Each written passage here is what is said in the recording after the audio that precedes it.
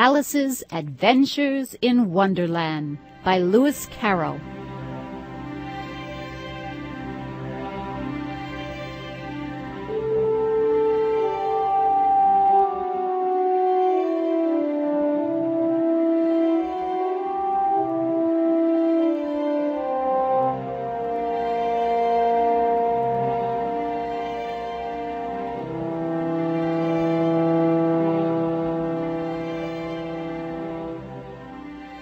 Chapter 1. Down the Rabbit Hole.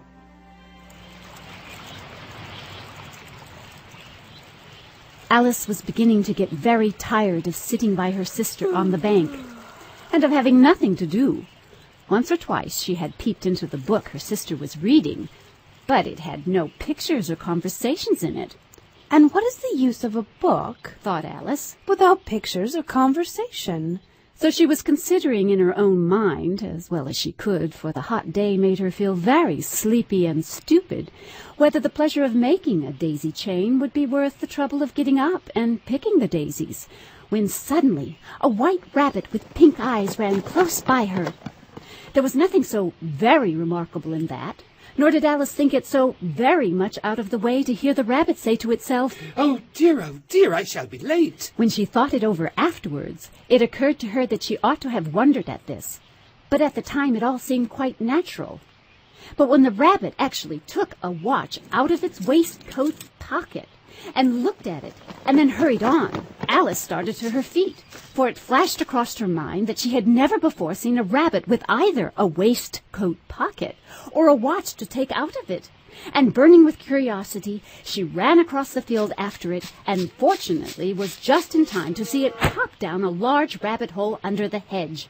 In another moment down went Alice after it, never once considering how in the world she was to get out again.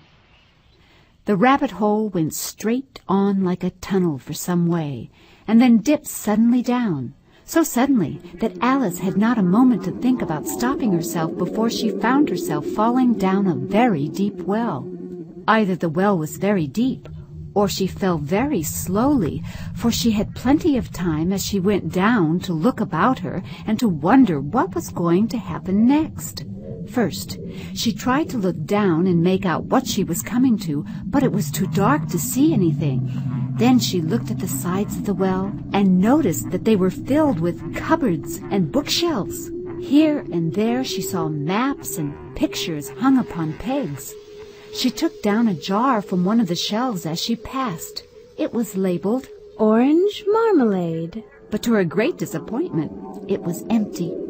She did not like to drop the jar for fear of killing somebody, so she managed to put it into one of the cupboards as she fell past it. Well, thought Alice to herself, after such a fall as this, I shall think nothing of tumbling downstairs. How brave they'll all think of me at home. Oh, I wouldn't say anything about it, even if I fell off the top of the house. Which was very likely true. Down, down, down. Would the fall never come to an end? I wonder how many miles I've fallen by this time, she said out loud. I must be getting somewhere near the center of the earth. Let me see. That would be 4,000 miles down, I think. For you see, Alice had learnt several things of this sort in her lessons in the schoolroom, and though this was not a very good opportunity for showing off her knowledge, as there was no one to listen to her, still it was good practice to say it over. Yes, that's about the right distance. But then I wonder what latitude or longitude I've got to. Alice had no idea what latitude was, or longitude either, but thought they were nice, grand words to say. Presently she began again. I wonder if I shall fall right through the earth. How funny it'll seem to come out among the people that walk on their heads downward. The end to the piece, I think. She was rather glad there was no one listening this time, as it didn't sound at all the right word. But I shall have to ask them what the name of the country is, you know. Please, ma'am, is this New Zealand or Australia? And she tried to curtsy as she spoke. Fancy curtsying as you're falling through the air. Do you think you could manage it? Oh, and what an ignorant little girl she'll think of me for asking. No, it'll never do to ask. Perhaps I shall see it written up somewhere. Down, down, down. There was nothing else to do, so Alice soon began talking again. Dinah will miss me very much tonight, I should think. Dinah was the cat. I hope they'll remember her saucer of milk at tea time. Dinah, my dear, I wish you were down here with me. There are no mice in the air, I'm afraid, but you might catch a bat, and that's very like a mouse, you know. But do cats eat bats, I wonder? And here Alice began to get rather sleepy and went on saying to herself in a dreamy sort of way, Do cats eat bats? Do cats eat bats? And sometimes, Do bats eat cats? For you see, as she couldn't answer either question, it didn't much matter which way she put it. She felt that she was dozing off, and had just begun to dream that she was walking hand in hand with Dinah and saying to her very earnestly, Now, Dinah, tell me the truth. Did you ever eat a bat? When suddenly, thump, thump, down she came upon a heap of sticks and dry leaves, and the fall was over. Alice was not a bit hurt, and she jumped up onto her feet in a moment. She looked up, but it was all dark overhead. Before her was another long passage, and the white rabbit was still in sight, hurrying down it. There was not a moment to be lost. Away went Alice like the wind, and was just in time to hear it say as it turned a corner, Oh, my ears and whiskers, how late it is getting!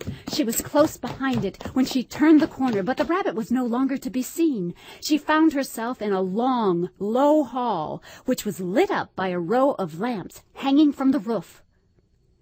There were doors all round the hall, but they were all locked, and when Alice had been all the way down one side and up the other, trying every door, she walked sadly down the middle, wondering how she was ever to get out again.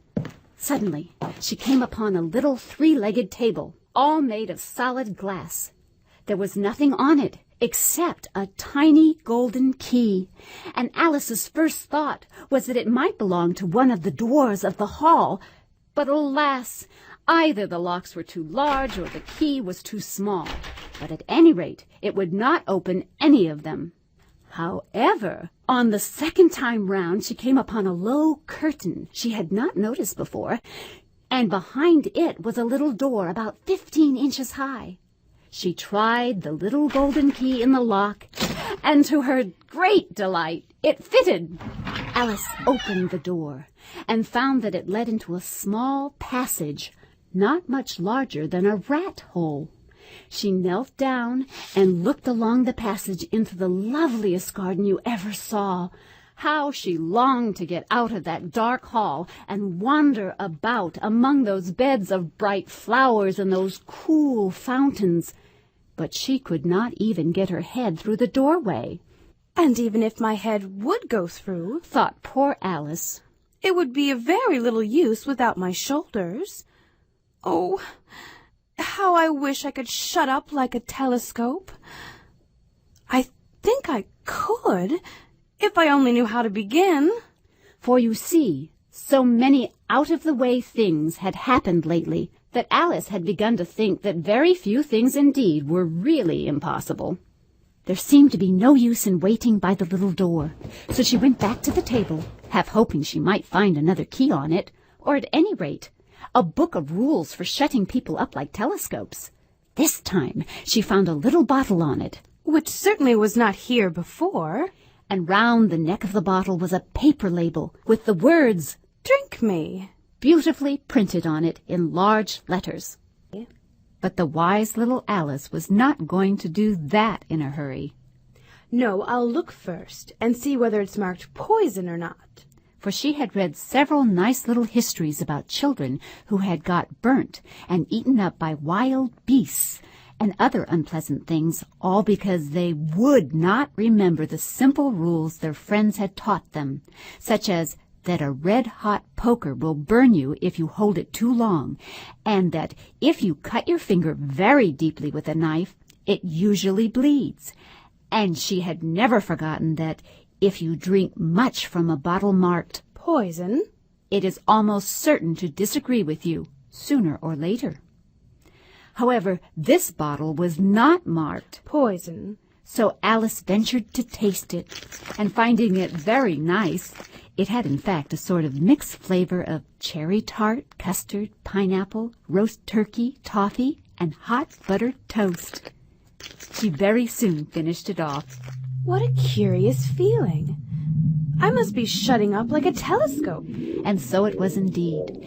She was now only 10 inches high, and her face brightened up at the thought that she was now in the right size for going through the little door into the lovely garden.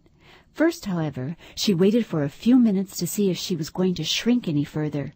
She felt a little nervous about this. For it might end, you know, in my going out altogether like a candle. I wonder what I should be like then. And she tried to fancy what the flame of a candle is like after the candle, having seen such a thing. After a while, finding that nothing more happened, she decided on going into the garden at once.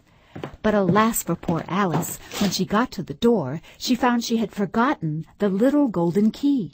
And when she went back to the table for it, she found she could not possibly reach it.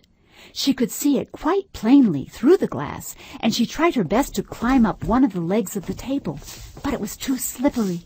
And when she had tired herself out with trying, the poor little thing sat down and cried.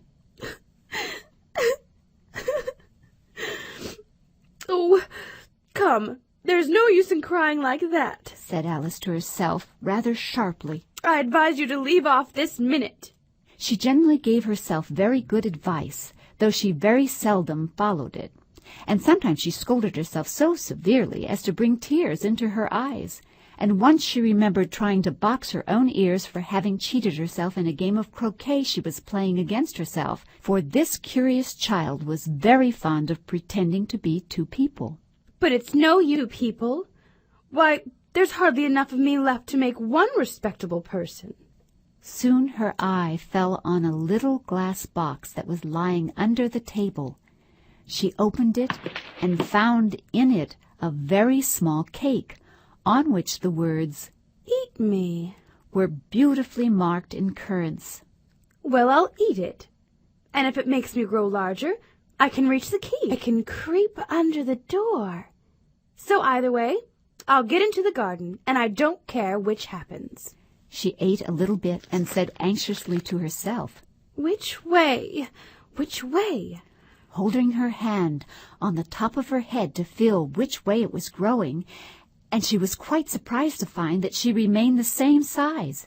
To be sure, this generally happens when one eats cake. But Alice had got so much into the way of expecting nothing but out-of-the-way things to happen that it seemed quite dull and stupid, so she set to work and very soon finished off the cake.